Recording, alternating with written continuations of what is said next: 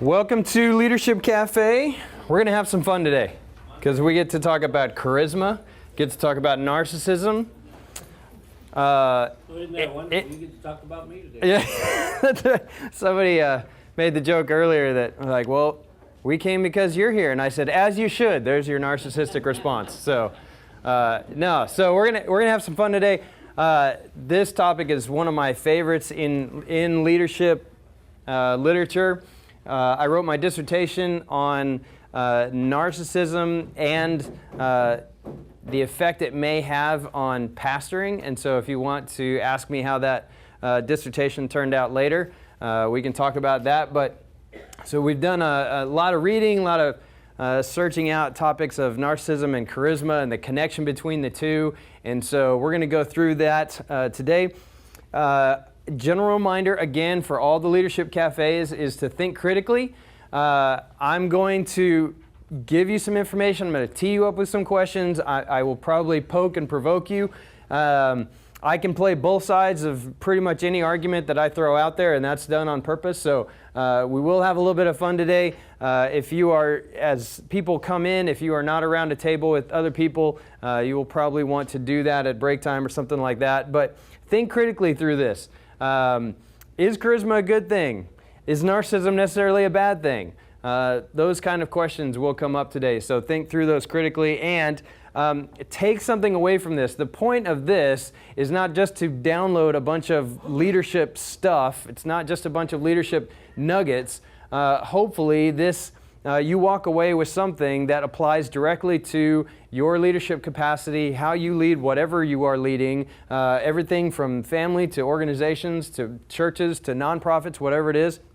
But, push back and build your capacity. So we're going to charge right into charisma this morning, and starting with some basic definitions of charisma. Charisma, if you right-click it on a computer and it tells you what it means, it'll say something like compelling attractiveness or charm that can inspire devotion in others.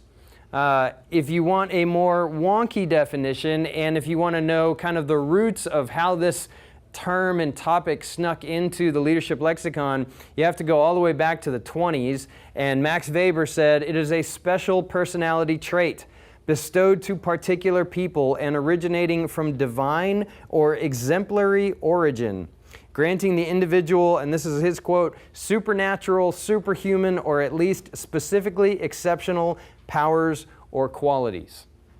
So the idea that charisma is bestowed upon someone from divine origins, that concept stuck around for a long time. And so when people were talking about charismatic leadership and charismatic people, they were talking about somebody who is specifically blessed with charisma, which in turn means that there are a bunch of us who are not specifically blessed with that. So just kind of getting the juices flowing here, who are some charismatic people that you can think of, whether it's popular media or just in your own lives or anybody? Who are some charismatic people that jump to your mind?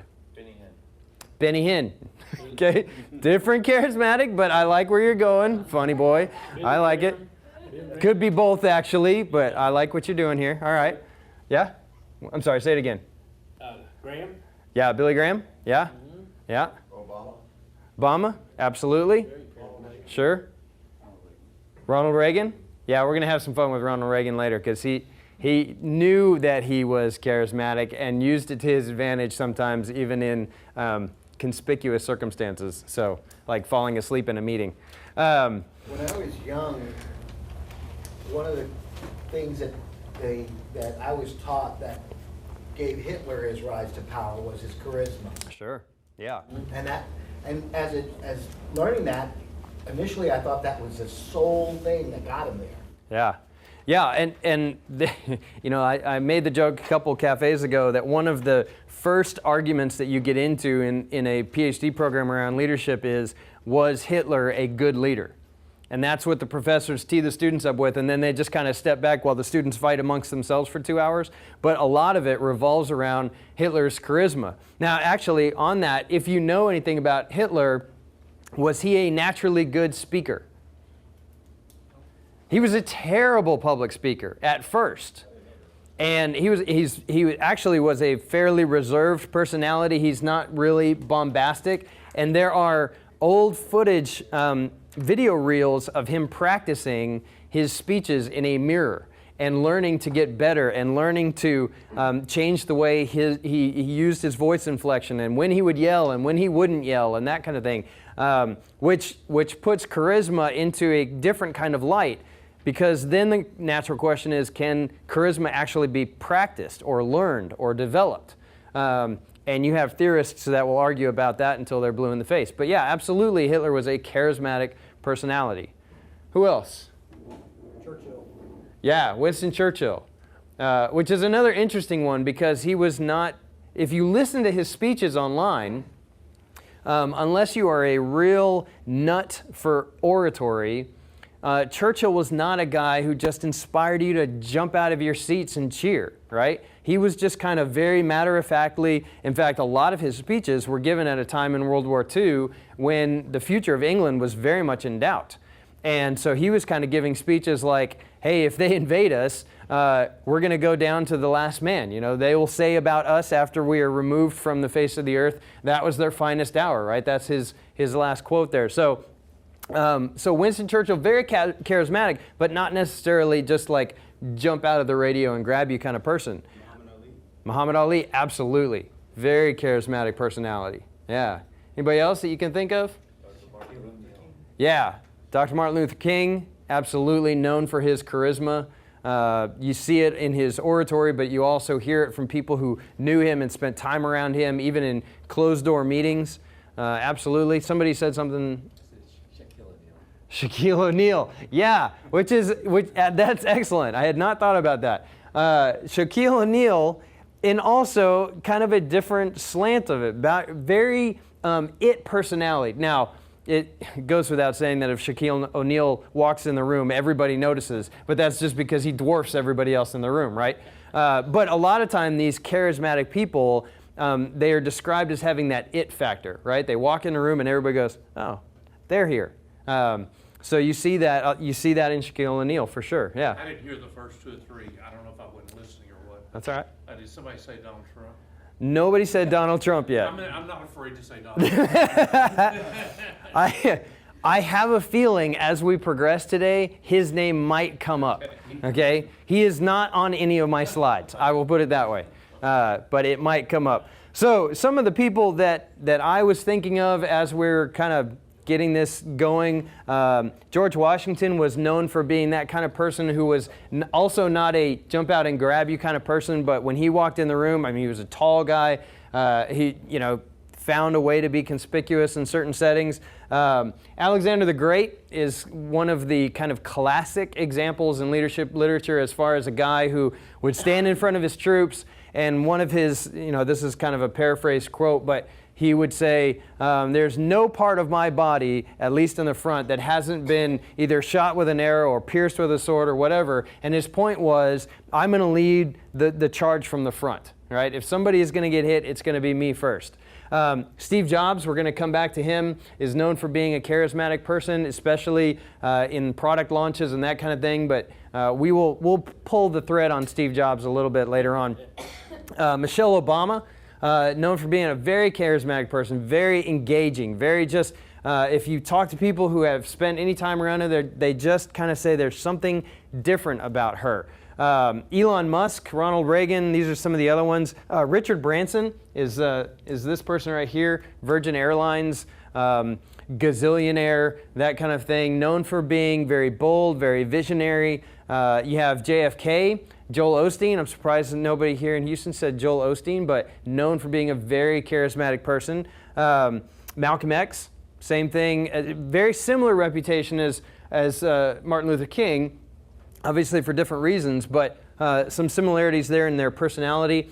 And then General Patton, George Patton, known for being charismatic and maybe a tad narcissistic. We will get there in a little while. But if you want to kind of understand what charismatic leadership looks like, a lot of times if you pick up a leadership book, you'll see it referred to as neo-charismatic leadership. And what that is originally, when Weber kind of coined the term, what he was saying was it was a special characteristic or a trait that was put on someone, and it was used almost exclusively in kind of sociological terms.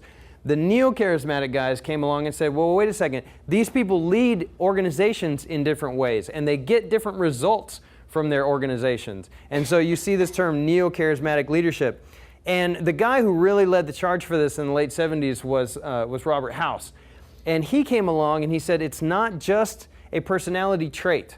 It is also a set of behaviors, and it is a set of kind of effects on followers, meaning charismatic leaders get different results from their followers than non-charismatic leaders. And so what do those differences look like? House was also a big guy who said in order to be considered charismatic from his perspective, there had to be a strong moral component. And so he would have called Hitler something else. He would have said, in order to be called charismatic, you have to actually kind of raise everybody up to a higher moral standard and a better moral output. And so this combination of all these factors and expectations, you see this specifically in organizations when it comes to setting goals and accomplishing their goals. And you also see kind of the effects of charismatic leadership more often in times of stress than when everything is going well. Now, why might that be? Why might you see charismatic leadership come to the forefront in times of stress or conflict as opposed to relative peacetime? There's more tension in the situation. There absolutely is more tension. Now, why would that surface a charismatic leader? A time of tension. What do people tend to do in times of stress? Yeah, a lot of people, when they're really being squeezed, they look for someone to relieve that squeezing, right? They look for someone to say, give me an answer, get me out of this, help me, right? And so that is typically the environment where the charismatic leader, whether it's because they're bold, whether it's because they're loud, whether it's because they cast a good vision for solving the problem or getting out of the conflict, whatever it is, people tend to gravitate toward that, especially in times of stress. I mean, and just think about it, if somebody yells, fire, follow me. Anybody going to go, I don't know, let's assess the situation, let's see where the fire's coming from. A small portion of people will do that, right? The vast majority of us, though, will say, I'm following the guy who yelled, follow me, right? It's that quick reaction. That person's going to lead me out of this stressful situation. You also see charisma and charismatic leadership specifically folded into the leadership theory of transformational leadership. And we're going to spend all of the next Leadership Cafe on transformational leadership because it's a term that gets thrown around in leadership circles a lot. But usually when it's done, everybody's referring to something a little bit different. But there's been a lot of writing since the 80s on what actual transformational leadership looks like. Charisma is a portion of that.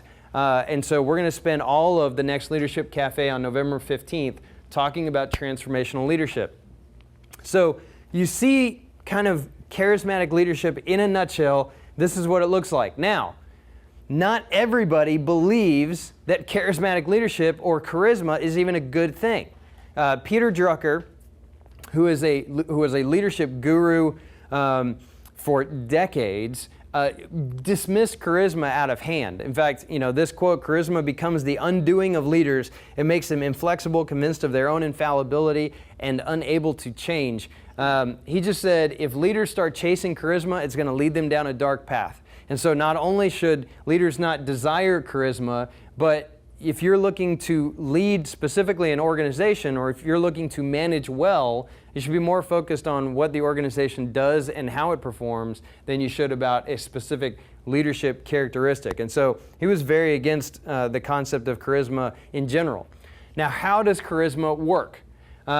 Typically, a person is seen as having charisma by doing a couple of different things. And then when someone is seen as having charisma, it has an effect on the people that follow that person.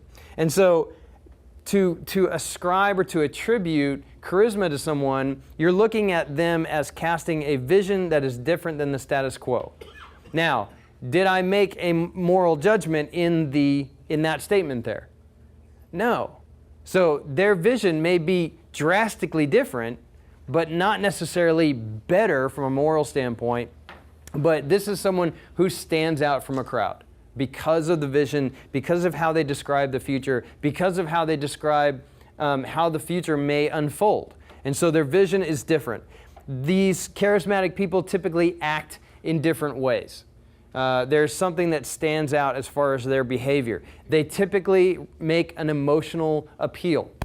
Now, why is that important as far as a charismatic leader? Why do they need to make an emotional appeal? What do you think?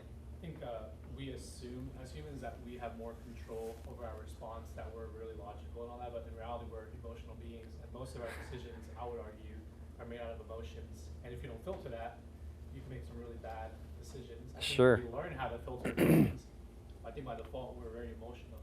Sure. Yeah, emotions are exposed nerves a lot of time, especially when it comes to how crowds react, how leadership is done from the front. And this is not necessarily manipulative. Okay, so don't go too far down that road that, all charismatic leaders are doing are appealing to emotions, right? You can do that and be doing it in a very positive way. It's just a lot of times the shortest distance between 2 points, right? I'm going to appeal to your emotions. Commercials do this all the time, which may be a bad example of it not being manipulative, but right? You see a car commercial, you see the sun setting behind the car, you see the music playing, crescendoing at the right moment, you see the happy family that's jumping in and out of the car. Of course they're going on vacation, they're never going to the grocery store, that kind of stuff. And you're like, man, it would be great to own that car. And then sooner or later you're like, this is how I end up with this car, because I saw it and I had that emotional pull towards it, and the marketers won that one, okay? But that's how kind of, we operate as emotional beings. And charismatic people are usually very confident. Now, it's easy to paint the downside of a leader who's very confident. What's the upside of a leader who's very confident? To make decisions, decisive. Yeah, they're decisive, which if you came last time or if you've watched the video online, you know that confidence is almost a universally held positive leadership trait across all kinds of cultures. So people like confidence. They like people who are willing to make a decision. What else? What else is... Inspires others and gives them hope. Right? Yeah. It's contagious. It aligns a vision. Yeah, absolutely. Especially for people that don't have a vision on their own. If you have somebody that stands up and say, look, this is what we're doing, this is how we're going to do it, and this is what we're going to achieve by doing that. If you're like, man, that all sounded really good, let's just do that, right? I was in a meeting with a church and kind of a strategic planning team, and the pastor came up with a new vision statement. And me being there as the consultant, I kind of made sure that the group just kicked it around a little bit, made sure everybody was feeling good about it. And after a while, somebody said, God spoke to him, that's the vision statement. I don't know why we're still doing it, but that sounds really good to me. And then you could watch around the table, everybody going, yep, yep, yep, yep, yep. And then because it was bold, because it was clear, because it was confident, they went for it. So you see, there's a lot of upside. We'll get to the downside of confidence maybe in a little bit, but there is a significant upside to a leader that has confidence. Okay, it doesn't mean that a leader has to be without fault or without mistake. Okay, so let's not confuse that. But when you have a charismatic leader, when you have someone who is seen by everybody as having charisma, what is the effect of followers? Because this is something that is unique to this theory and transformational leadership also, which is it takes the follower into account. Some of the other, like trait leadership, has nothing to do with the followers, right? It just says, you're a leader if you have these 8 traits. This one says, you're a leader if they decide you're charismatic and if the followers then start behaving in different ways.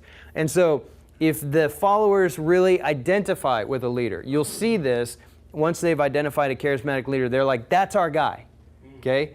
And I'm going to identify with him. In fact, in some cases, the followers actually start to imitate the leader, right? And you see this in sound bites. You see this in, and sometimes you see this actually in the way people dress. I mean, this can take a very unhealthy extreme, but you see this even in healthy environments. They'll start imitating. They'll start gravitating toward. You will see a desire for people who follow charismatic leaders to actually please that leader, right? This person is confident, they're good, we want to keep their confidence right where it is because that's good for us. And so what can we do to kind of reinforce that? And then, in some cases, the leader actually becomes the standard of their self-worth. Meaning, if the leader is doing well, then I feel good about me as a person. If the leader is not doing well, then I'm going to take that as a reflection on my own self-worth. Now, obviously, that slants more toward the unhealthy extreme, but you see this a lot among followers that follow charismatic leaders. And I put a picture up here of Martin Luther King speaking in front of a rally because you see some of these indications among the followers in the early civil rights movement, right? They identify with Martin Luther King. They were more comfortable going to jail because they knew he was going to jail. There were, and he was very careful, but there were also followers around him that just wanted to be around him, be in the room, do something for him. Oh, I shook his hand, or oh, I got him coffee, or whatever. You see some of that stuff. So what this looks like, remember, leadership theory a lot of times is boxes and arrows. We'll get to the boxes and arrows later, but it's also lists.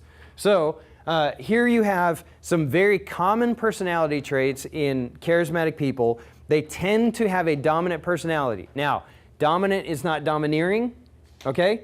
Dominant can be the person who speaks loudest at a meeting or the one who speaks with the most authority, okay? So they tend to have a dominant personality. They tend to have an innate desire to influence, okay? Meaning they like being in leadership positions. They're comfortable with that. They seek that out. And that is definitely a personality trait. There are a lot of people who don't want to be in a leadership position. They don't want to make the tough call. Some people don't want to make any call of any kind, whether it's tough or not, right? So these people tend to have a desire to influence that comes with some self-confidence. And then again, you see House saying they've got to have strong moral values. If we're going to call somebody a charismatic leader, they have to have strong moral values. And again, that's unique to House. But it goes back to a definition that we said last week when people are looking at a list of traits. What they were looking for was what makes people that we consider leaders to be leaders. And so again, this week as we're looking at, not only is there something about that person that makes them a good leader, but it also makes people want to follow that person. And so the quote again is, there's something unequivocally clear that leaders are not like other people. Now, does that mean that not everyone can lead? What do you think? Can anybody lead? They can do a better job of leading than they're doing right now. I think there are always opportunities for leadership regardless of your personality type. Right. And what we talked about in the last cafe, we had a pretty good discussion about, are leaders born or are they built? Can you develop a leader or are you a natural leader? And the answer is probably both. There are some people who are naturally born with an ability and an affinity to lead. And then there are other people who are not born with that, but they really develop those skills. They know how to relate to people. They know how to care for people. And that becomes leadership, and that becomes influence.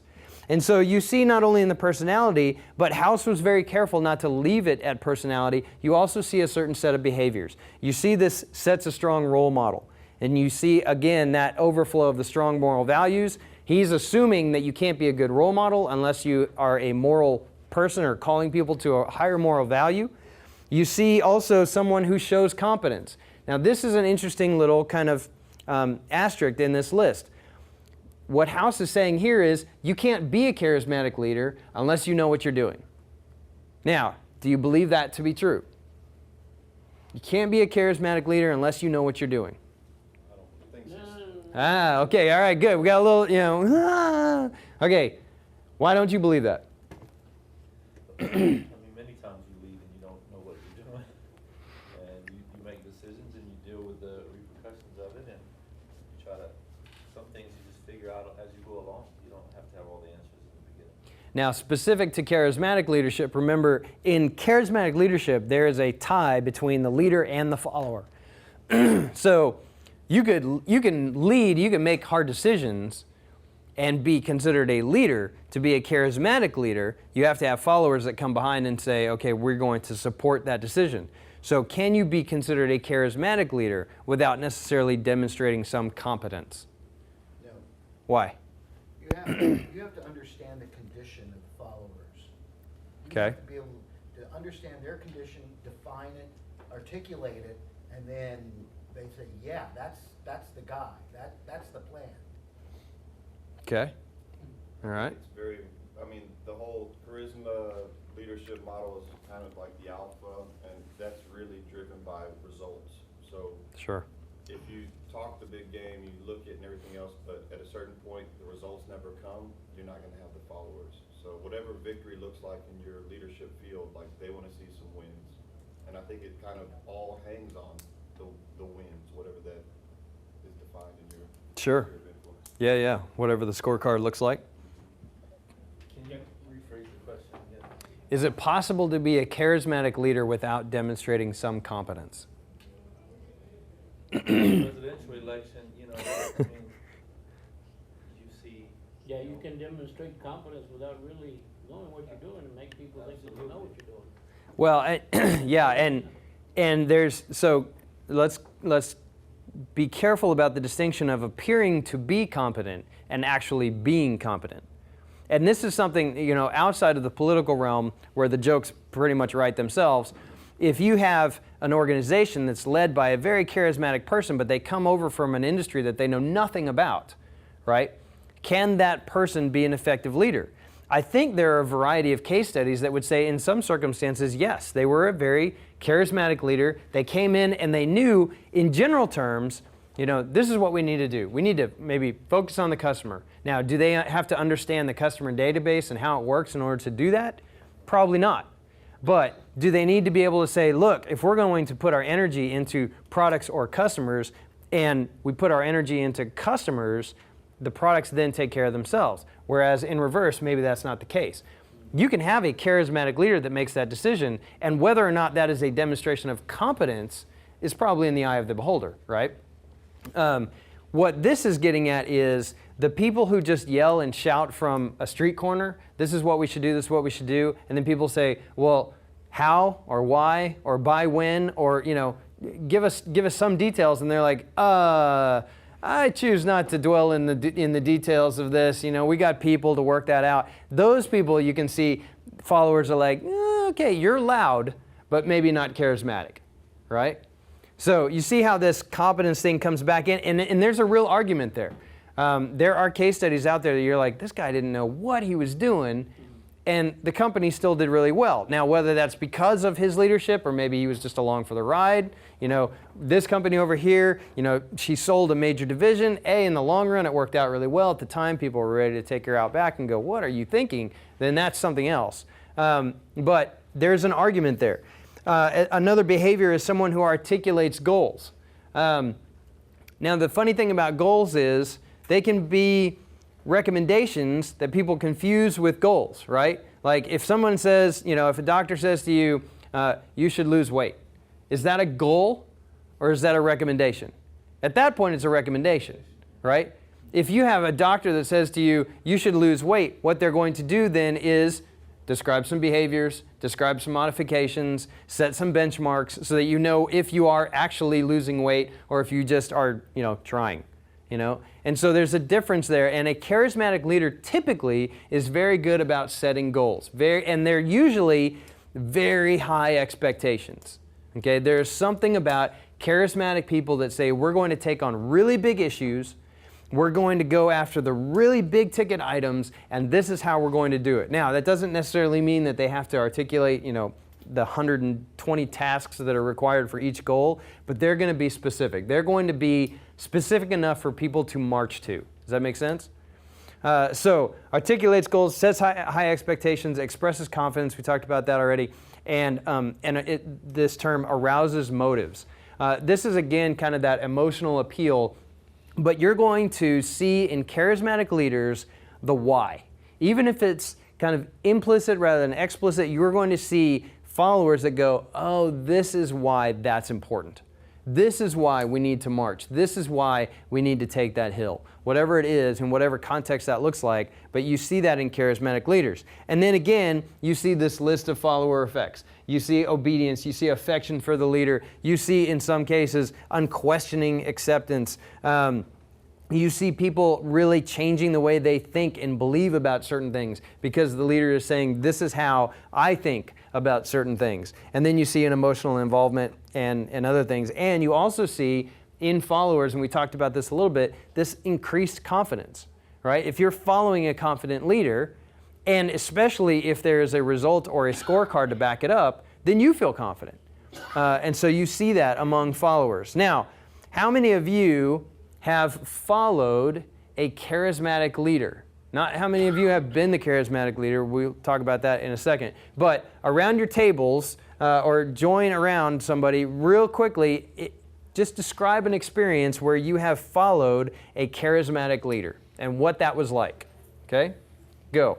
And come back in 3 minutes. All right. Kind of land that plane. All right, would somebody be willing to kind of share with the group what it was like for you to follow a charismatic leader? Anybody? Well, Josh, I followed a charismatic leader for a while, was part of the staff. And then this charismatic leader had a moral failure. And then what I began to notice in the days after was those of us that were on staff remaining began to have evaluative conversations about things that we never would have evaluated before. I mean, when we were, so looking backwards on that, I can see that there were times when, man, if he said, this is what we're doing, it was manna from heaven, and yes, it is great, and that is where we're going. But after that moral failure, we were able to, I mean, we wouldn't have even asked the evaluative questions that we were now asking about things. And I guess some people would call that cynicism, but it wasn't necessarily cynical. It was just, maybe that wasn't best, or maybe it wouldn't be best to do it that way. So that's kind of my observation. And it was backwards. Yeah, and it was brought about specifically because you felt the absence of that charismatic leader, and then all of a sudden you're like, hey, wait a second. Yeah. Yes, sir. So I had one really good experience with a charismatic leader. He was the CEO of the company, and when he came into the company, they were in dire straits. We turned the company around first, and then I joined as his CFO. Right, so he and I were partnered up as executive leadership of this company for 7 years, and he was the best charismatic leader, probably the only true charismatic leader as I think back over time, that really had it all together. First of all, he had a strong faith in God, and he loved his fellow man. So we would travel a lot, all around the world, because we had like 150 locations, right? We would travel, and everywhere we went, I would just watch, because he was the guy in charge, right? And all the employee base would just circle around him, and every word he said, they believed. And he connected with every single employee. He would know everybody's name and create a personal contract, if you will, with them, a relationship that, you know, I care for you, you care for the company. And so the vision he cast, well, all of us cast, but that he executed out, everybody bought into it. I mean, it was a great experience. Everybody bought into it. He never faltered from a moral perspective, an ethical perspective. He had the highest of all that. Everywhere we went, employees loved him. And you know what? Over time, the company was very successful as a result, because a common vision was shared. People gave 110%. They did not want to disappoint this man. And if they did, a lot of them would come into town. They would drive for hours to come to his office, and he would welcome them in, and they would leave his office crying because they knew they did something wrong, and they let him down. Yeah, you see this a lot in organizations that are led by charismatic leaders. You described it as people give 110%.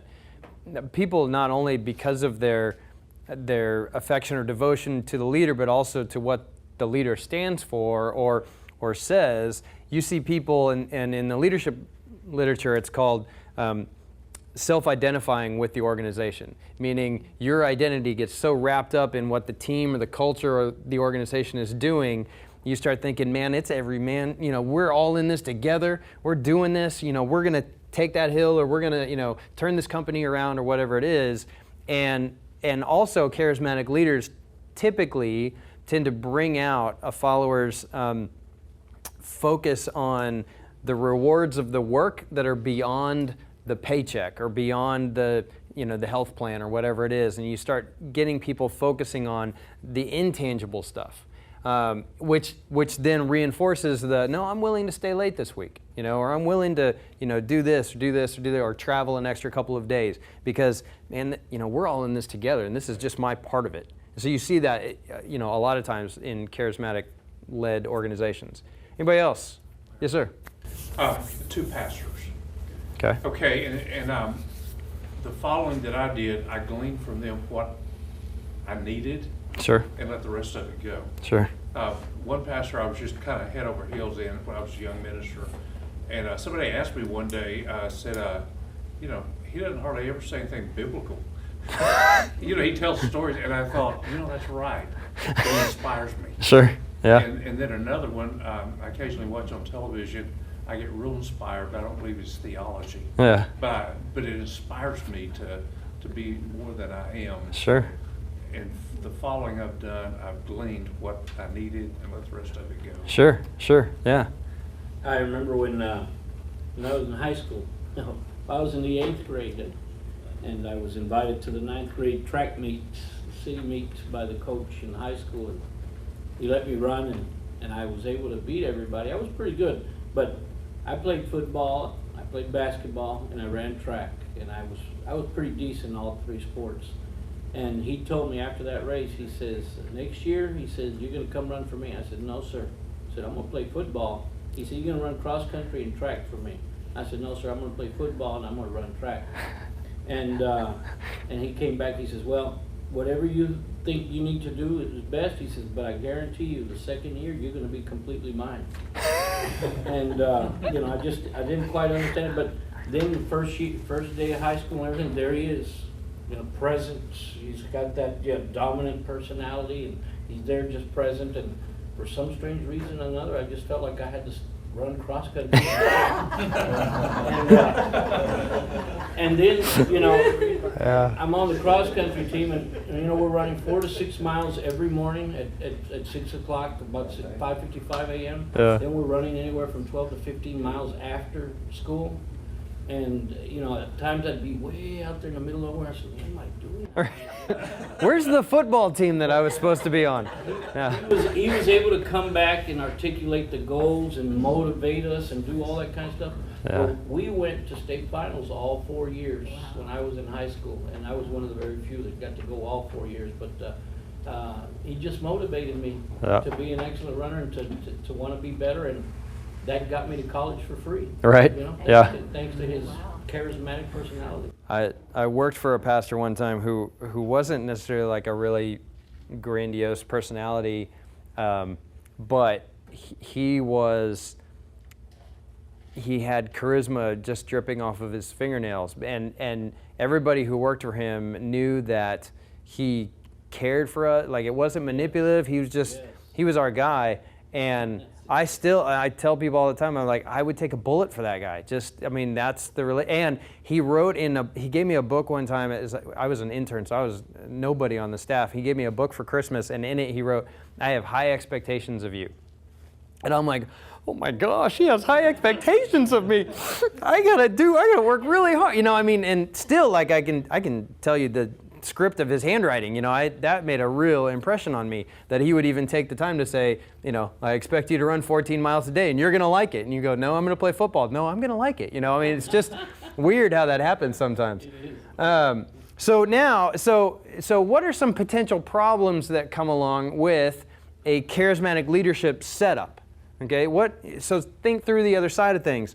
Now I give you a quote down here, and this quote comes about a lot when you talk about charismatic leaders. It says, charisma can just as easily lead to blind fanaticism in the service of megalomaniacs and dangerous values as to heroic self-sacrifice in the service of beneficial cause, of a beneficial cause. So what are some specific problems that come along with charismatically led. Zones and everybody dying. Yeah, yeah. There is the whole drink the Kool-Aid thing. We should, avoid that. Yeah, absolutely. Yeah, what else? The my way or the highway syndrome. Sure. Yeah, charismatic leaders are typically not the people that go, we're going to do that, or we might do this, or we might, because immediately people are like, well, what are we doing? Charismatic leaders are like, that's where we're going. So yeah, if you're not down with that's where we're going, you have a problem. The inability to listen to others.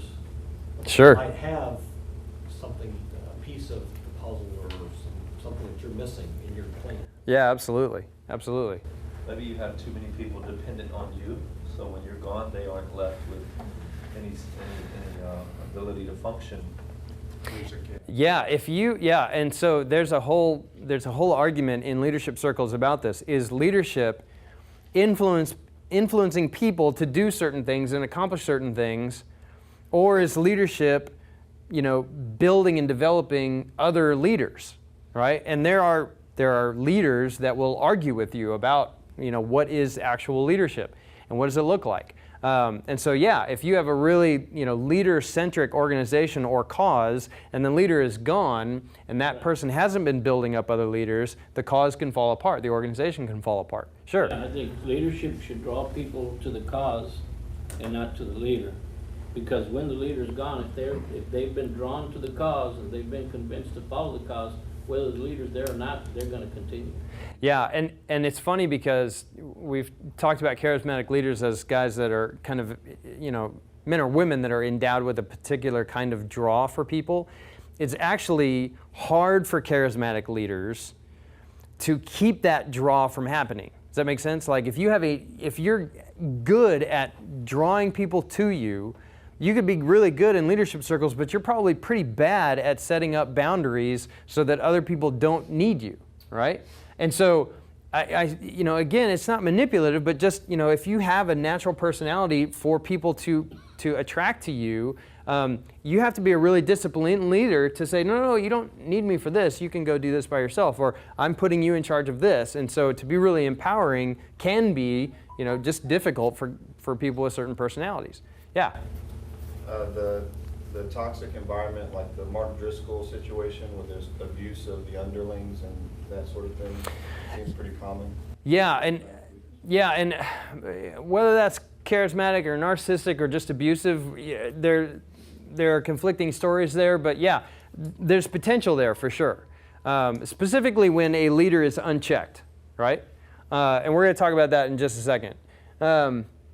What else? Other potential problems? That problem, when the leader fails or falls, Sure. can leave a lot of people very disappointed, hurt, and Yeah, remember, in some circumstances, followers actually self-identify with the leader. So if the leader fails, and you have all this stock put in this person, and now you're kind of left, listless, and maybe you're even considering your own value to have taken a shot. There's all kinds of collateral damage when this kind of situation goes bad, for sure. Yes, sir. So taking it back to a biblical sense, the worship of false idols. Mm-hmm. So when you start worshiping this guy that you love so much, you forget that there's a God above him. Sure. Yeah, being a devoted follower is one thing, right? Being a worshiping follower is quite another thing. But pretty thin line, right, between those two in certain circumstances. Yeah. I'm from the Philippines, and we lived through a charismatic leader who eventually became a dictator. So it's not just, the damage was not just temporary, it was extensive. Sure. Many of our young kids were killed during his tenure as our dictator. So, and I think we are still reeling from that. Even though, Yeah, and you're talking about a generational effect from this kind of thing going bad, for sure. And along those lines, one of the potential problems that comes up is, even in the best of circumstances, how does a charismatic leader hand off the organization? Is there any way to succeed in any kind of succession plan if you're a charismatic leader? Specifically, if the person coming behind is not as charismatic, right? And this is even, paint the best of intentions and possibilities in this in your mind, if you have someone who's really charismatic, trying to hand off to somebody, and you're like, this person is competent, this person, is good with people and is caring and is devoted, and then people look at that person and are like, yeah, but if he yells, we're going to take that hill, I mean, we're going to have a committee meeting to decide whether or not we want to take that hill. If you yell, take that hill, we're already there, man. I mean, we've planted the flag on top, and we're done. We're looking for the next hill. So succession can be really complicated in a charismatic environment. Yes, sir. In light of that, I haven't looked into it as far as any kind of statics, but just in conversation, it seemed like churches tend to swing back and forth. And you were talking about this handoff. Sure. If they have a very strong charismatic leader, maybe the next time they get somebody that's a little bit more, let's get together with a group. Yeah. Let's decide these. It depends. If they have a really good experience with a charismatic leader, and you see this in organizations too, they tend to only look for charismatic leaders to succeed that person, which has, benefits and drawbacks, right? You see, because anytime a leader imprints their personality on an organization, church or otherwise, there's going to be some effect on the followers. And so if you have a really charismatic leader and everybody's like, man, I love that guy, I would just, I would do anything that he or she asks, I would just, whatever it is. That becomes kind of part of the organizational culture. And so if afterwards, if that situation goes well, and then you hire someone who's competent, but, kind of quiet and more methodical and, different personality, then people may say, you know what we really need? We need another charismatic leader. And so you may have a really good person that is put aside simply because of a personality difference. Now, the pendulum happens, in a situation like what Ed was talking about. We have a charismatic leader we all like, and then it comes crashing down. And we're like, well, we're not doing that again, so now we're going to hire this person. Well, on paper, that looks okay, but you're messing with all kinds of organizational dynamics when you make a switch that drastic. Not that it can't be done, it's just a complicated thing. And so the handoff, the leadership handoff, when a charismatic leader is involved, is complicated. It's very messy. We've talked about this cult of personality that can form around a charismatic leader. That's a real thing. Personality cults is a real thing, and not just the Kool-Aid drinking kind. But also, we talked about what you were saying about, actually worshiping a charismatic leader, being, sycophantic, being yes. In addition to the personality collateral damage from that, you actually have organizational creativity that gets tamped down, because people are saying, well, I don't want to do anything that this guy or gal doesn't say we should do. And then nobody's troubleshooting. Nobody's looking at different things. And Ed talked about it. All of a sudden, in hindsight, we're doing all this evaluation going, wait a second, why are we doing it this way? Easy to do in the vacuum of charismatic leadership. Really hard to do when charismatic leaders are there. And what you see developing even as we talk about this, is two different kinds of charismatic leadership. You have a very socialized kind, which is kind of a good of the group. I'm going to, as a charismatic leader, I'm going to use the personality and the gifts and the talents that I have for the good of the people that are following me. So I'm going to be empowering, I'm going to be empathic, I'm going to be envisioning, I'm not going to exploit people, all of that. The leadership literature calls that socialized charismatic leadership. There's also personalized charismatic leadership, which is when somebody says, you know what, I can get these people to do whatever I want. So let's do whatever I want, and then, what does that look like down the road for the organization? And they typically, you see kind of the opposite effects of that on their followers and on the organization. It tends to be very much about them. It tends to be a lot of exploitation going on there. Tends to be non-egalitarian, which means I'm not going to distribute leadership. I'm going to keep it centered right here so that people have to keep doing what I want them to do. This idea of socialized and personalized charisma is going to lead us right into some facets of narcissism and a discussion there. But it's just interesting to me that how people can be in a personalized transformational environment or a charismatic environment. When we talk about transformational leadership next week, we'll talk about, well, if you have a personalized charismatic, what does that look like? And can you be a personalized charismatic leader and still be deemed transformational? Because the literature, for the most part, calls those people pseudo-transformational. And this idea of pseudo-transformational is it looks good until you really start to take it apart, right? It looks like everybody's winning, but in reality, not so much. It looks like the organization is accomplishing all these goals, but actually, the CEO is just buying a private jet, and the organization is not actually better off. And so you have this concept of pseudo-transformational come into play, and we'll see that next month. Some of the strengths and the weaknesses of this particular theory, we've talked about a lot of these. But again, these charismatic leaders typically are high achievement personalities. Okay? They typically get things done. And then we've seen some of the weaknesses here. The other thing that you'll see people talk about is this last weakness is charisma really can't be taught.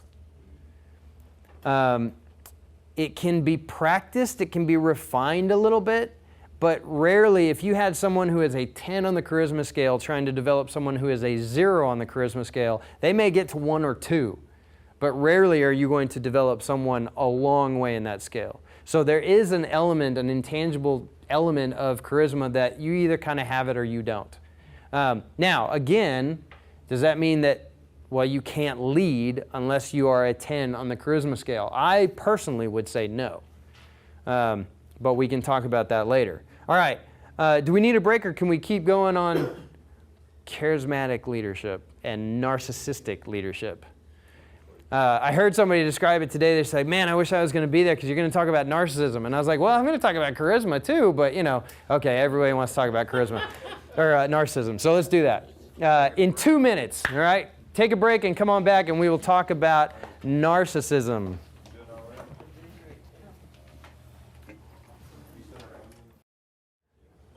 This, does everybody know who Larry Ellison is? CEO, founder, former CEO, founder of Oracle. I think the last list has him as the 6th wealthiest man in the world, something like 5th or 6th. I like this picture. I did not create this picture. I grabbed it off of Google, but I like it because it's so obvious that they modeled Robert Downey Jr.'s character, Iron Man Tony Stark, after this guy, right down to the facial hair and you know everything. So if you've seen any of the Iron Man movies, we're about to talk about Tony Stark a little bit. That's my favorite hero. Oh, well, there you go. There you go. So as it should be. There's a narcissistic response. This quote about Larry Ellison was said by one of his senior leaders at Oracle. And he said, the difference between God and Larry is that God does not believe he is Larry. And so as we talk about some of these personalities, and I mean people with the narcissistic personality, I want you to keep in mind it is easy to beat these guys up, okay? And I say guys because actually the literature says that there's a higher proportion of male narcissists than female narcissists. That joke writes itself, so we're just going to leave that right where it is. But one of the guys that I put on your handouts, named Maccabee, he's written and consulted on he's a clinical psychologist and psychoanalyst. He's written about narcissism for a lot of years, and he wrote the book, The Productive Narcissist. And he makes the case that narcissists have a change-the-world personality, and that there are certain benefits that narcissists bring to the leadership table that nobody else does. And so I gave you the title of the book. I gave you also the title of the article that put him on the map. And so if you like the article, then go pick up the book and any of the other 3 or 4 that he wrote after that.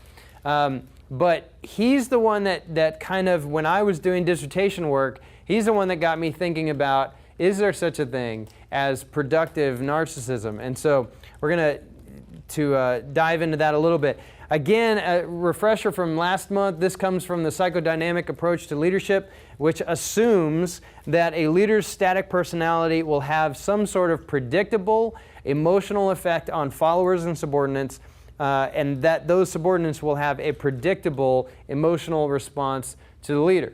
So again, going back to us being emotional creatures, is there a way that if we understand our personalities well enough that we will not necessarily be able to program the responses, but at least estimate and predict where those responses are most likely to come from. And so you've had people throughout history that have done a lot of work on this, looked at personality from a variety of different ways. You have what we call the Big Five, and these are personality traits we talked about last month: extroversion, conscientiousness. These are listed. You'll also see the acronym either CANOE or OCEAN if you're trying to remember all these. These are actually listed in how they correlate to leadership. But if I were going to correlate these to narcissism, I would have to put disagreeableness on top. Agreeable people are accepting, they're conforming, they're nurturing. That's the opposite of what a narcissist does. And narcissists are also called disagreeable extroverts. There is an idea of assertiveness and an energy that most narcissists bring to the table. And so the rest of it, there are some very small correlations to narcissism, but very strong as far as disagreeableness and extroversion. So need to look at some basic personality types, and you start with Freud, and Freud came up with 3, the erotic, the obsessive, and the narcissistic, and then Erich Fromm came along a few years later and came up with the marketing personality. Now, for years and years and years, the obsessive personality types dominated the percentages, okay? So there were more obsessive personalities out there than anybody else. Now kind of literature thinks that that's the marketing personality, and we'll get there in just a second. But if you have an erotic personality, what you do is you live for the affection and the support of somebody or some very tight group, like a family. If an organization is kind of shaped to be like a family, the erotic personality is all about keeping those tight relationships on a personal level. And so it's not necessarily built on vision or goals or rules or expectations. It's all about that emotional affection. Okay? If you have an obsessive personality, you are about the right way to do things, and you are against the wrong way to do things. Okay? And so where an erotic personality is saying, well, I determine what is right by, is this person going to like me? Then that's what's right. Okay? Is this person going to be a dependable source of affection for me? Then that's what's right. An obsessive is like, this is the person that says, you've heard that old adage, there's no such thing as a stupid question. Obsessives are like, well, that's stupid. Okay? Of course there are stupid questions. There are good questions, bad questions, good rules, bad rules, all of that. There are defined lines, and an obsessive wants to know where the lines are. And typically, as far as determining what is right, they are looking for some kind of measurement of what is right that was imprinted on them. And so you have obviously Freud's impact here. You have a strong father figure, or you have a teacher or a coach, or someone said, this is the way we do things.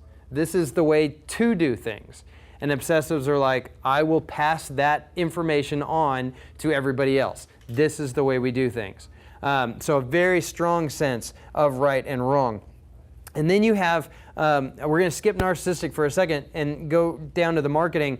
The marketing is not so much a question of right and wrong. It is more a question of, what do people need? What can I provide to people? What is appropriate in this particular circumstance? And so it's called the marketing personality because these people kind of keep a personal stock market in their relationships and say, well, if I do this for somebody, then that stock value goes up, right? Well, I don't want to do these things because then the stock value will go down. If I meet the need of someone, or if I am dependable for someone else, or whatever the case is, this personality is very adaptable, okay? Always looking to kind of meet the needs there and keep the market values high. An obsessive personality is not necessarily about the personal relationships that are involved, but more kind of the underlying structure, the right and the wrong. And so these are the people, the obsessives are the ones that you want enforcing the rules. The erotics are the ones that you want shepherding and caring for people. The marketing are the ones that say, well, let's develop your skills. Let me help you do this. Let me assist you in that. And then you have the narcissists. Now, narcissists, if you have a really high narcissistic personality, it's a very small percentage of the population. And we'll get to some of the impact of that there. But narcissists do not have any kind of what's called an outside locus of control, meaning the erotics, the obsessives, and the marketers are all saying somebody is going to tell me what is right and what is wrong. Like somebody's going to provide that answer to me. Now, they're all going to come at that question from different directions, but they're all looking for someone outside of themselves to do that. A narcissist doesn't do that. A narcissist is not saying, well, what does other people tell me what is right and wrong? They don't even kind of answer that question. In fact, Maccabee gets into this a lot and says they're not looking for right and wrong. They're looking for what provides me with value.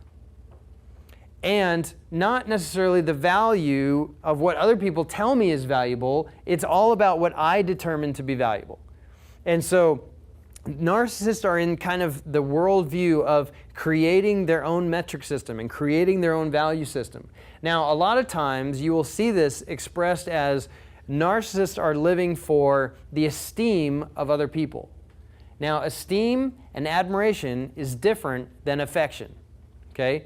Affection actually comes with a personal attachment, right?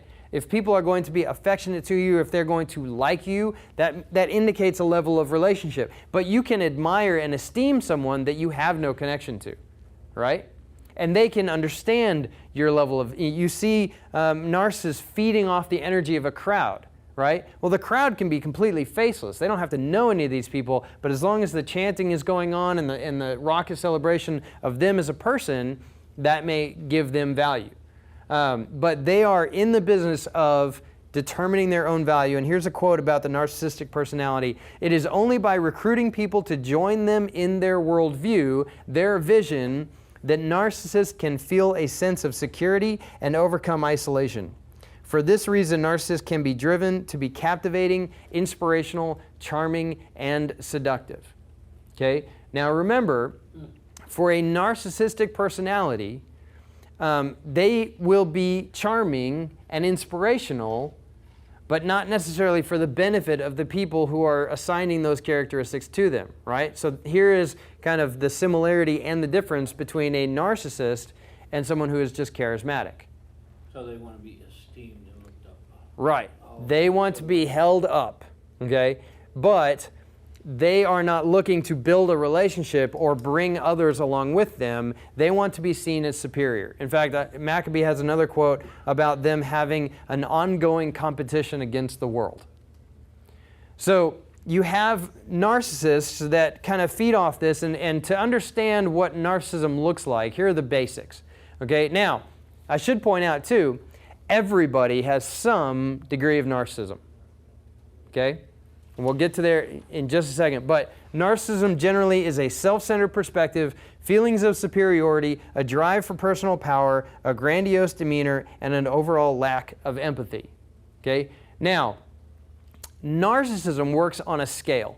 Okay? If you have no narcissistic tendencies at all, then you will not consider your own life having any value at all. Okay? Which makes you pretty suicidal. And so everybody has at least some degree of narcissism to say, well, I have enough value to exist, right? And then it goes on from there. And so now you can have very low levels of narcissism. You can have very normal dimensions of narcissism. You can even be a high narcissist without being a raging pathological narcissist. Okay? In fact, when they diagnose NPD, which is narcissistic personality disorder, they say that no more than 1% of the population actually makes it that high on the narcissism scale. Okay? So, and narcissistic personality disorder, by the textbook, you actually have to have 5 out of 9 characteristics. And, we don't need to necessarily go into there. But you can be a high narcissist without actually having the personality disorder. And what a high narcissist looks like is, in the second bullet point, it says, it occurs when one is unable to integrate and reconcile one's idealized sense of self, the grandiose self, with the reality of one's inadequacies, resulting in a narcissist's constant seeking of approval and recognition to compensate for his or her emotional shortcomings, even if those shortcomings are only acknowledged subconsciously. So what you really have going on in a narcissist's worldview is they have constructed in their mind this grandiose self, right? I am superior. I really am worth all the acclamation that people will give me. In fact, I am worth more than that. I just think it hasn't come to me yet. Okay? And I need to continue to get that affirmation from people and that esteem from people because I'm worth it. Right? That grandiose self, when it comes into conflict with the facts or reality, now you have a personality conflict going on within the narcissist. And so when those two forces collide, the narcissist goes into action in order to overcome those realistic limiting factors and reinforce the grandiose self. Does that make sense? So it's easy to see that if someone's worldview revolves around constructing and defending this grandiose self, how they might use or trample or abuse or manipulate anybody or anything that actually allows them to do that. Right? Because at the end of the day, do any of these things matter to the narcissist? No. The only thing that matters to the narcissist is what? Yeah, the self, the narcissist. And so you see this cycle go on. And so narcissism is not just a personality trait, and people study it as far as a personality trait. Narcissism can also be expressed as a set of behaviors. And so two of the leading schools of thought on this is really interesting to me. And so you have Campbell's agency model, and then you have what's called dynamic self-regulatory processing model. And if that doesn't scream academia, I don't know what does. That's an academic psychologist that wrote that for sure. But let's talk about Campbell's agency model. Agency is this idea that if I have an agentic worldview, okay, if I believe myself to have agency, it means that I have some impact in how the world works, right? And so most people have some sense of agency, or you wouldn't do anything, right? And so this agentic worldview becomes all-encompassing for a narcissist. Okay, and so when Campbell writes about this agency model, what Campbell and others are really talking about is 4 factors that all kind of work in concert with each other. The first one is getting ahead over getting along. Okay, and so what he's doing is he's saying the agentic worldview, which is my capacity to shape the world, is more important than a communal worldview, which is let's all get along and work together. And so getting ahead over getting along. And the second one is motivated by reward over punishment. In psychological terms, this is the approach mentality over the avoidance mentality, which means a narcissist is more apt to go after what can be gained than worry about what can be lost. Does that make sense? And so what you have is you have narcissists that are extremely risk tolerant. In fact, embracing risk in some cases because the win is there to be had. You know, some people would come against that narcissist worldview and say, well, yeah, but look at all the things that you could lose. What about the people that are following you? That's not part of the narcissistic worldview, especially when you're a really high narcissist. They're all about the win, right? Win at all costs. And so you have this agentic worldview, you have this motivated by reward over punishment, in concert with this inflated self-view, right? That's textbook narcissism, and this general desire for self-esteem, right? Which you're getting from how people esteem you. Not whether they love you, that's a whole different discussion, whether they esteem you. And so you have that model going on, and then you have the other side of things, the dynamic self-regulatory processing model, which I just like saying. But the way that model works is narcissists subconsciously construct this grandiose self, right? This is why I am valuable. And this is why I'm more valuable than most, if not all, other people. And once you have that constructed grandiose self, now it is your job to defend that grandiose self. And you do that by latching on to anything that enhances it. So you latch on to any applause that you can get, any affirmation, any esteem, anything that makes you look good. And you tamp down and minimize any perception that would threaten the grandiose self. Okay? Notice that I didn't say you're going to work on those things and develop those things. No, you're going to minimize the perceptions that threaten your grandiose self. And so what happens is for these people and for this kind of line of thinking is narcissists get trapped in this cycle of not only constructing and defending their worldview, but also trying to do things to build and reinforce that worldview. But they get into problems and trouble because in the process of enhancing that worldview, they are trampling people and systems in order to feel better about themselves, which leads to this idea of the narcissistic paradox. Okay? And it's just kind of a fun concept to think about, but here's the quote that comes from Morph, and she's done a lot of work on this. Focused on what benefits them personally with little regard for the needs or concerns of others, narcissists undermine their efforts to receive affirmation and applause from others. Right? If you're feeding off the esteem of others and then you trample those other people, they will not get you esteem. But you need those people for esteem.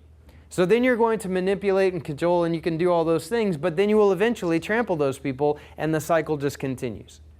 That is kind of the narcissistic life. And so you see this borne out in a lot of different ways. In raging narcissists, you see a rampant pattern of divorce and remarriage. You know, it's the trophy wife syndrome, okay? Each wife, a little bit younger, maybe a little bit prettier, whatever, esteemed higher than the next one, and they just continue to kind of marry up. You see narcissists work social circles like this too. They'll hang out at this party until they get an invitation to that party, then they'll never be seen at that party again. And they'll hang out at this party until they get invited to that party, and they will just hopscotch, right? And so you see this constant desire to kind of, you know, add up, one up, going on, and anything that comes against them, they will really fight.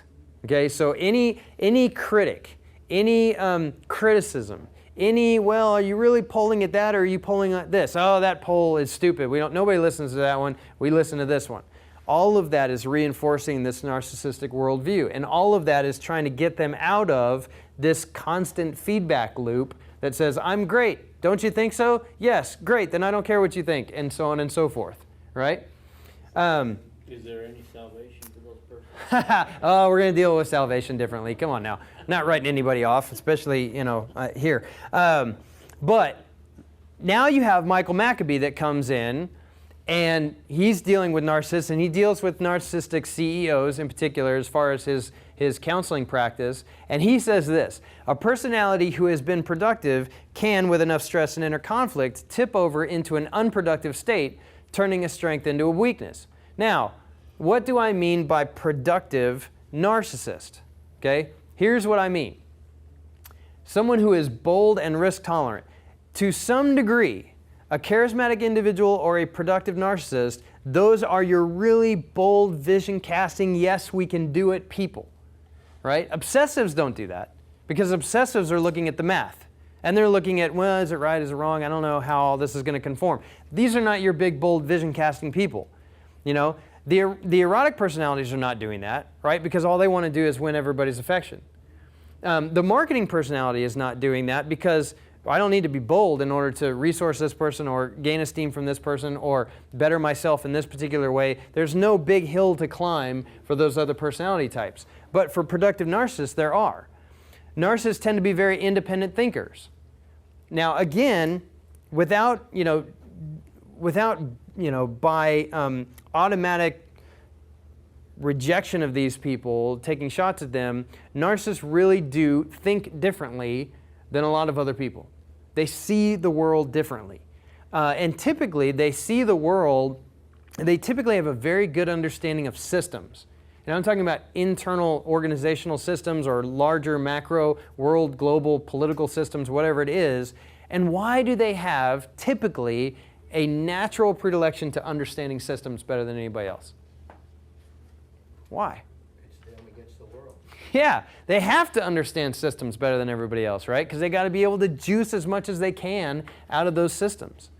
And so tend to be very good at systems thinking. They tend to be very passionate, right? They tend to be very confident. They also tend to be very competitive, right? The win at all cost mentality. And they tend to also be very humorous. Narcissists are known for making very good first impressions. And the literature is very clear about this. Over time, narcissists will take a good first impression, and the longer you tend to stay in that same intimate space with a narcissist, the worse the relationship gets. Right? Because why? You, as a non-narcissist, you are developing affection and care for that person, right? Your relationship is actually deepening. Is their relationship with you deepening? No. They are getting from you the esteem and admiration that they want from you, and as soon as they can upgrade from you, they will.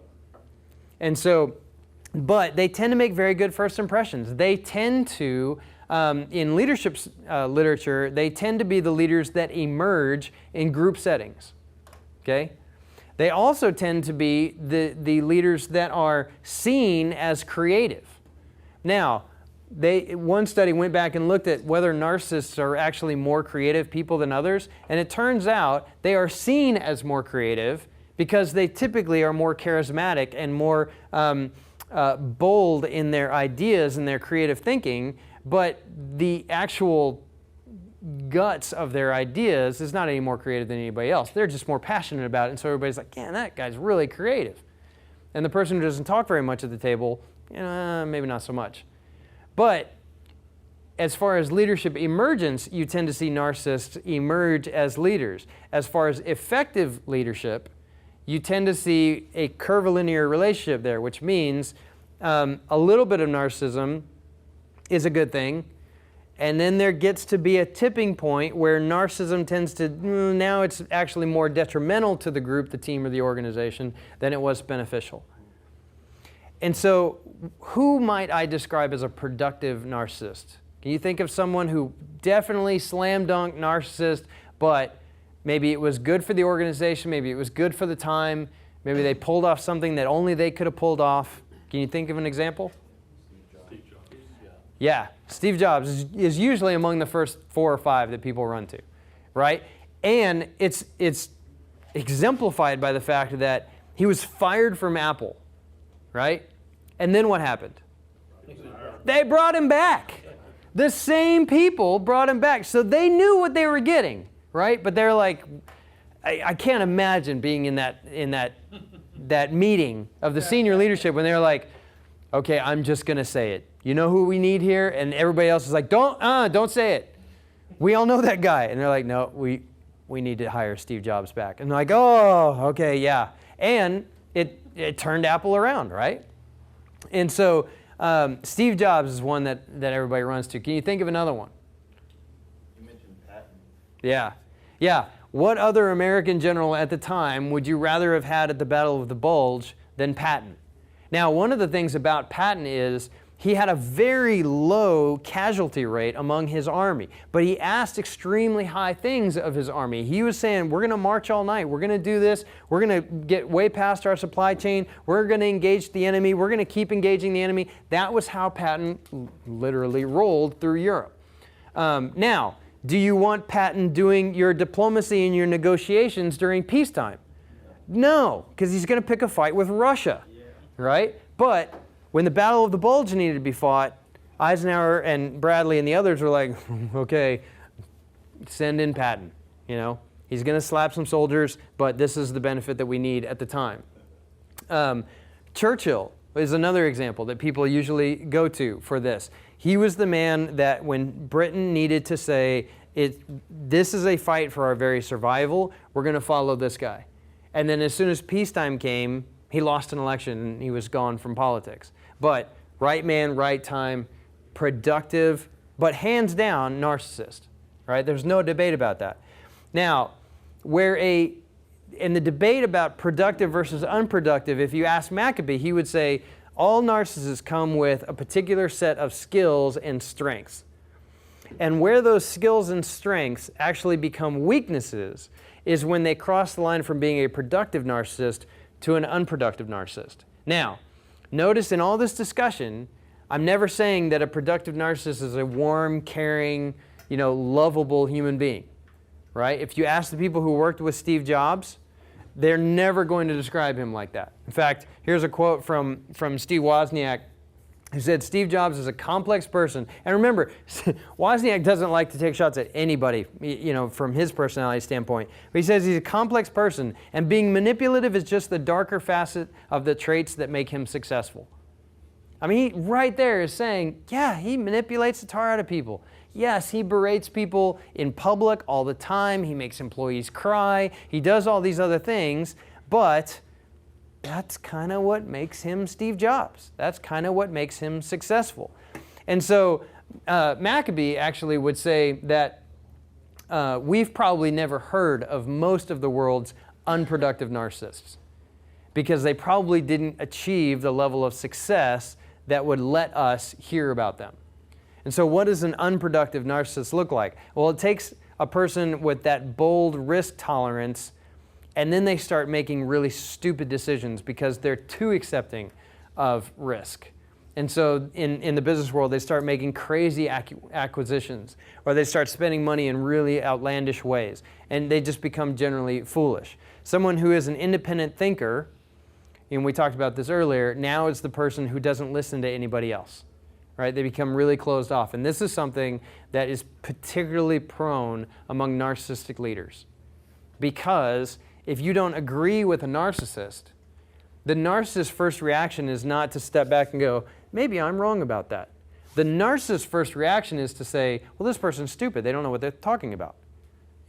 I have the facts, I have the knowledge, I have the superior worldview, and you should, get on board or get out of the way. That's the narcissistic reaction.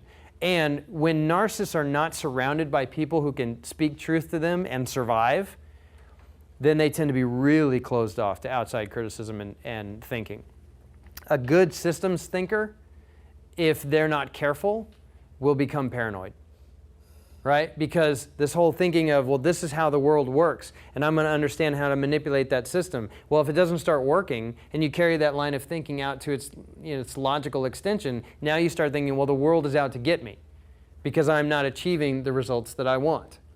And so they become very paranoid. Someone who's very passionate, there's a very fine line between passion and someone who, and narcissists lack empathy anyway. They lack the ability to put themselves in the same situation as other people and understand how people are thinking. It's just not part of their personality.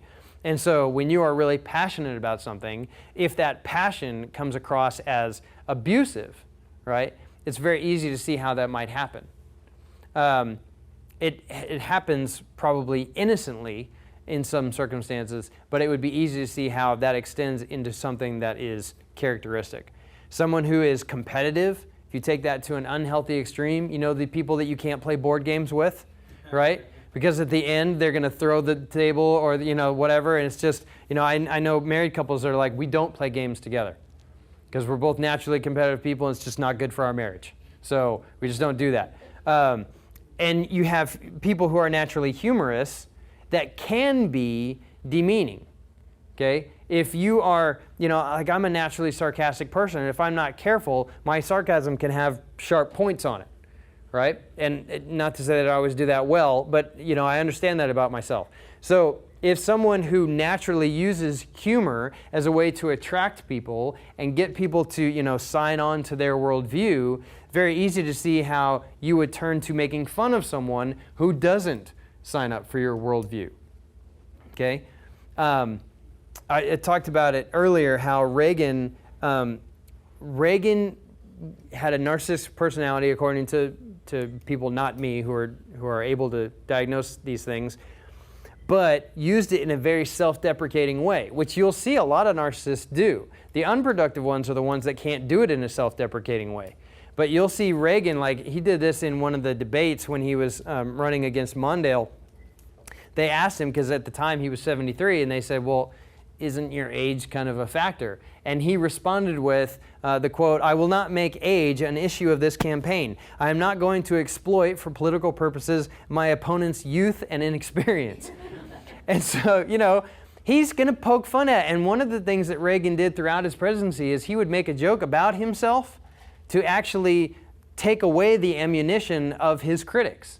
You know, so he's saying, everybody knows I'm old. Let's just, make fun of it, and that way you can't make something out of it. And he did that for a lot of different things. If you get into Reagan, he was famous for that. So you see the difference between a productive and an unproductive narcissist.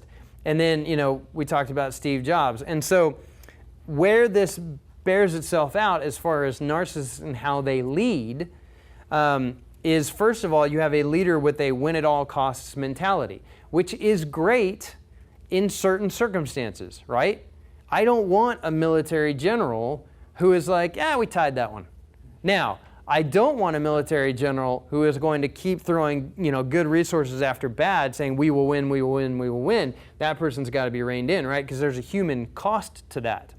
And so there's a balance there. But typically, if you have a leader who has that win-at-all-cost mentality, it can go badly for anybody that says you're doing it wrong, or that's not something that should be won. And now there is an upside to that too, in that if cuts have to be made in an organization, people have to be laid off. Do you want someone that has a neurotic personality doing those firings, or do you want someone who is narcissistic doing those firings? You want someone who's narcissistic, right? Because they're going to come into that situation without any empathy. You're going to have people with a neurotic personality coming in with nothing but empathy. And so it'll be one of those sitcom situations where they go into the room and like, yes, I'm going to fire that person. And they walk out and they go, I just gave that person a raise. And you're like, wait, what just happened? That's never going to happen with a narcissist. They're going to be like, hey, look, we're going a different direction. See ya. And then they're out. So sometimes tough calls have to be made, and these people are good at that. But then you have this quote up here. It says, lacking empathy and therefore an appreciation or concern for the consequences of one's actions prompts narcissists to make decisions guided by an idiosyncratic, self-centered view of the world and to ignore advice that conflicts with this view. Narcissists can be tough to keep up with, right? Because their worldview is centered around themselves. And so, I don't know about you, but if you wake up in the morning and you're having just a bad morning, you're going to affect everybody else with that worldview. Well, if you're a narcissist, you're not even worried about what everybody else thinks about that worldview. That is what it is. So if you work for that person, that's going to have certain implications as opposed to working for someone who has some degree of emotional intelligence, some degree of self-awareness, and is like, look, I'm having a really bad day today, so let's just not talk about that, right? You're not going to get that from a narcissist. You're going to get random 3 a.m. tweets. I didn't say that. So you also have, when it comes to leading teams, I already mentioned this, that high achievement is a natural fit for this personality, right? Narcissists don't set small goals because narcissists aren't interested in small wins. They're not interested in a little bit of esteem. They want all of the esteem. They want all of the accomplishment. And so they typically are very good about not only understanding what the big win is, but what it's going to take to achieve the big win and how we're going to get there. But they also tend to inhibit, in a team environment, information sharing. Now, why would narcissists inhibit information sharing? Because they need to be the center. Yeah, they always gotta. They need to be the one that came up with the right idea. That's right. Yeah, they always gotta hold something back, right? You always gotta hold a card back to play when you need it, and so you see that typically in team environments when it comes to leadership. So that leaves us with a couple of questions, and again, I can play both sides of this, and so I'm just going to put this out there. As a room, let's talk about this for a second. Do you believe that narcissism can be productive? Yes. I would say in corporate, like a Steve Jobs thing, yes. I would say as a pastor, no. Why? Because as a leadership position or any type of spiritual person, you're there to develop people, to build them up, not to break them down, to show them a future, not to take it away from you. Are you going to get organizational benefits from a narcissistic pastor? Organizational. Yeah, I guess because of the systems thinking, maybe.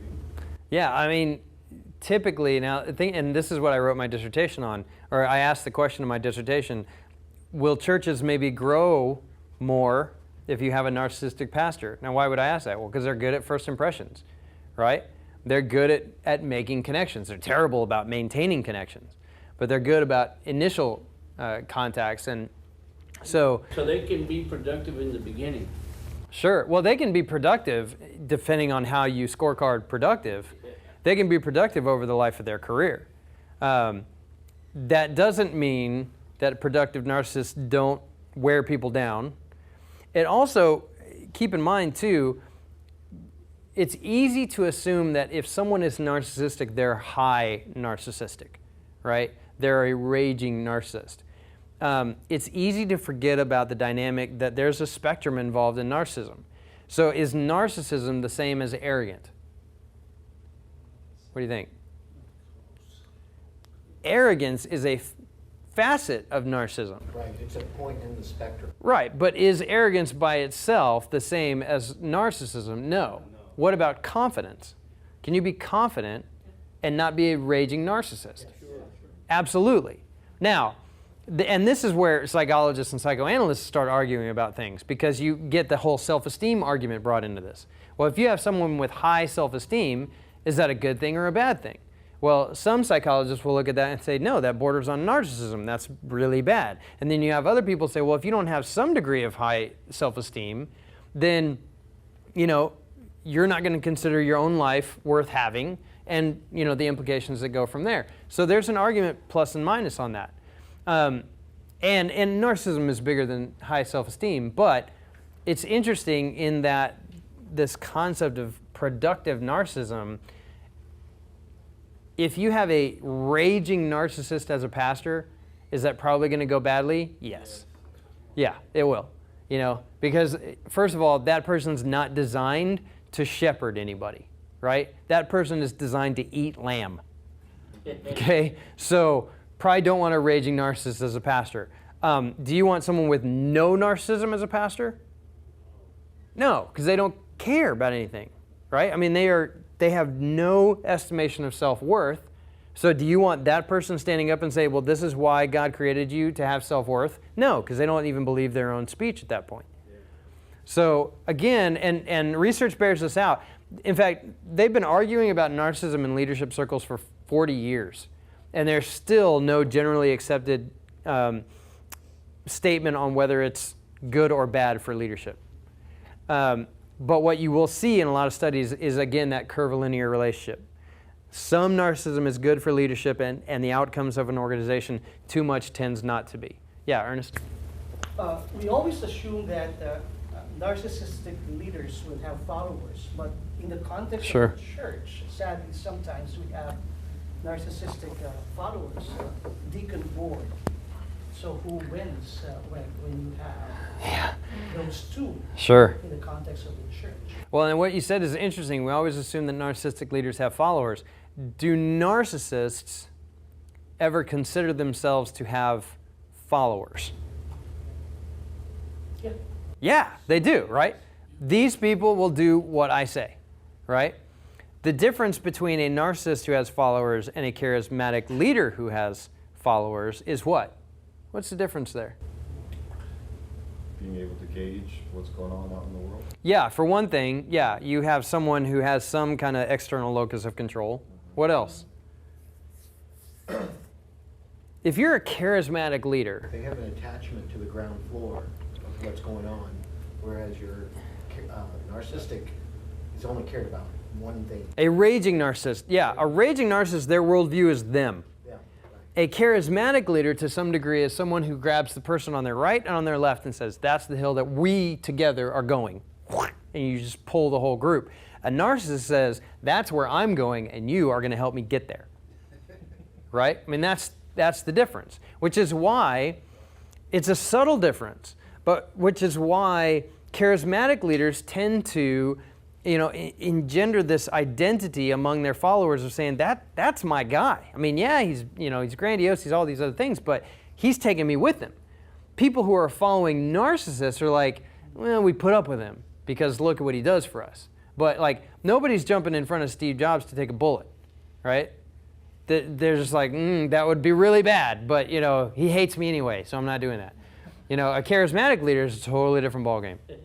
as far as how a follower responds to them. Here's another question that comes about. So this curvilinear benefit.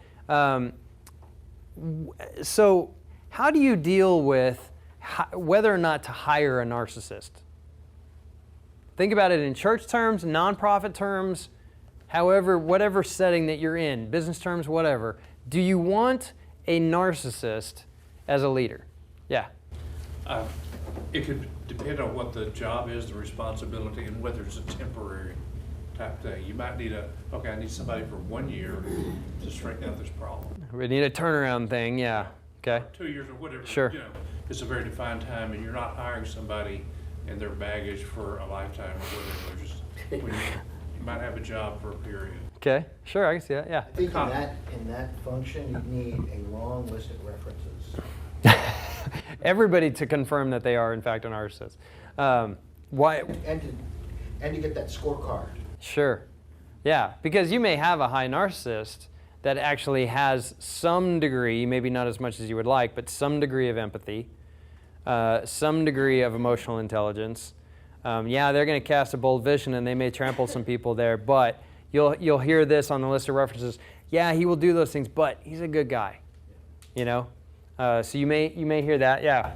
But for a high narcissist, would he or she stay in a place for very long, or they just need to go? I'm so glad you mentioned that, because somebody actually studied that, and it actually goes to this third question here.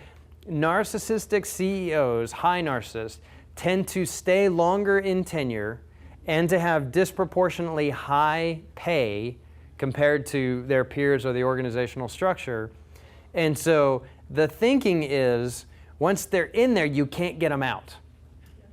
Now, there could be a lot of different reasons for that, but O'Reilly and others who looked at this were like, why is it that a narcissistic CEO, everybody knows they're a narcissist, how is it that they can stay in one place so long, demand these disproportionate pay and benefits and all these other things? How is it possible that people put up with that? Take a guess. How is that? Organization's moving forward, or at least it has the appearance that it is. Yeah, in some cases, everybody's looking at the bottom line saying, well, the bottom line keeps moving up, so yeah, we're just going to deal with it. What else? Well, if we're talking about this person who's kind of enacting or manifesting their worldview, without them, the worldview doesn't really exist anymore. The corporate culture, or whatever you want to call it, is built on their personality. Yeah. Yeah, absolutely. And they're going to follow by surrounding themselves with people that reinforce their view. And so that becomes self-protective, both in terms of board members that come on and hire leadership, and all that reinforces and protects. Not only that, but they're extremely good at understanding who those people are. They've got a wall around them. And they're very intentional about building that wall. They're very intentional about saying, well, this person is likely to reinforce my worldview, so I'm going to keep them around. This person is more likely to come against me, getting rid of them as soon as possible. Which is, in the team environment, the other thing that we didn't discuss is a raging narcissist, not a moderate narcissist, but a raging narcissist. Can you trust them on any one particular issue? Getting results? Yes, but that actually feeds into why I ask. Can you trust them on any one particular issue? If they're results-based. You know, because they're not objective. Everything is subject to change to them. Right. That's exactly it. Everything is subjective for a narcissist, right? Everything is within them. So they will go to whatever extremes are necessary to get the results that they want, which may not necessarily be the same scorecard that the group or the organization is working off of. It's what they're working off of. And so this person might be feeling like this one day and this another day. Or they might be feeling like this despite all the outside sources of information and saying, well, we're still going this direction. And so it's very difficult to say, well, they're crazy, but at least they will do this. Because the next day they may not do that. If it doesn't serve their purposes, it's very difficult to trust them with any one particular issue or strategy. And so there's lots of reasons why someone who, once you hire them, even if it's for something temporary, they may find a way to extend their stay, right? They may find ways to get, a lot of personal benefits out of the organization, even if the organization itself does not do very well. And so there's some kind of ongoing research. That research is only about 2, almost 3 years old now. And so people are starting to wonder, why is it that people put up with that for so long? What else might come into play with working with a narcissist? They may be afraid. Who might be? The people. Oh, yeah, you might have actual employees that are like afraid of the boss. Sure. Yeah, absolutely. What if you're in the inner circles? What if you're in the senior leadership team and you're working with we're talking about a high narcissistic CEO. What else do you need in that senior leadership team to make that work? Insecurity. From the point of view of the narcissist, you want people who is only going to feed into your worldview. But if you're like the board that's hiring that guy, It's a cult. it can be. Yeah, it's a very tight group, and there's a high degree of loyalty. Sure. To the center of that group. Yeah. Yeah, real or espoused loyalty, right? It might be, sure, I'm loyal to that person because he'll kill me otherwise, or it could be, no, I generally, I'm Steve Jobs all the way, and look what he's doing for this company, and we're just going to do this. It could be either of those things. If you're going to have a narcissist at the team level, and you'll see this in companies that have what people consider to be, that's a guaranteed slam dunk high narcissist. There's usually a truth teller in that group. There's usually somebody in the senior leadership team that has the ability to speak truth and survive. Now, whether the raging narcissist always takes the advice or always listens to it is a whole different thing. But if you look at Apple throughout its, a lot of its time there, and particular productive moments of Steve Jobs' career, there are people who say, Steve, this is how we're going to do things. Now, whether they win or not, that's a whole different thing. But Steve doesn't automatically toss them out on the street because they said that. There were people on Patton's staff in World War II that could say, behind closed doors in a way that doesn't cost him esteem in the eyes of his followers, hey, General, have you thought about this? Or peers of his or relative peers of his that said, George, you're a crazy megalomaniac, and this is how you need to think about things. Narcissists must be surrounded by those people in a team environment, or you're off to the races and into a personality cult, right? Now, again, want to throw that back into, does that mean that narcissists should not be hired? Not necessarily. And now, there might be a case that raging narcissists should not be hired because of the collateral damage. But accepting narcissism as a spectrum is a real talent. Yeah? Doesn't it seem to always depend whether or not the organization is open to change or open to, it really has to be a blank slate if you're going to hire a narcissist, because it seems like if you're expecting a certain culture or decorum to maintain after this new person comes in, they're going to buck that. Sure. 100% of the time. Yeah, whether it needs to be a blank slate or whether you're willing to accept the collateral damage. I mean, that was kind of when Apple's rehired Jobs. They didn't have a blank slate, but what they were basically saying is we're signing up for the collateral damage because we know there will be some, and we're just saying, okay, it's for the greater good, even though that doesn't register at all with a narcissist, but it's for the greater good that we're going to put up with this person. So yeah.